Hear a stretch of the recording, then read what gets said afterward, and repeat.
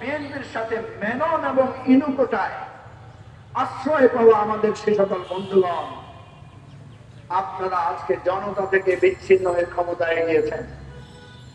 আমরা ভেবেছিলাম আপনারা জনতার পক্ষ থেকে ক্ষমতায় গিয়েছেন, কিন্তু আমরা আশঙ্কা করছি, লক্ষ্য করছি, একের পর এক অনুভব করছি আপনারা ক্রমশ ক্ষমতার আচ্ছন্নে, ক্ষমতার মোহে আচ্ছন্ন হয়ে যাচ্ছেন।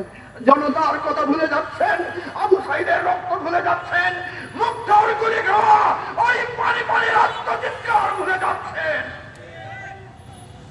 যদি ভুলে যান, আমরা বলছি আমরা ভুলবো না।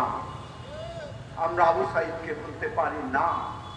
আবু সাইদ এই প্রসারিত পক্ষের ওই রক্তের ফোঁটা বলতে পারি না, যেমনি ভাবে ভুলতে পারি না মুক্তিযুদ্ধের শহীদদেরকে, যেমনি ভাবে ভুলতে পারি না ভাষা আন্দোলনের সালাম বরকত রফিক জব্বারকে।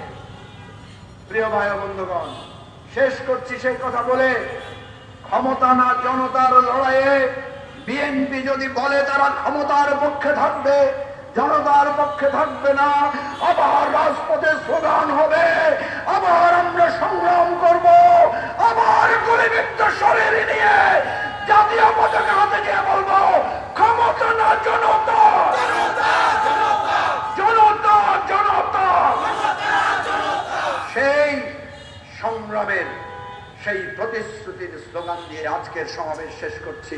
খোদা হাফেজ। বাংলাদেশ জিন্দাবাদ। আমার বাংলাদেশ পার্টি জিন্দাবাদ।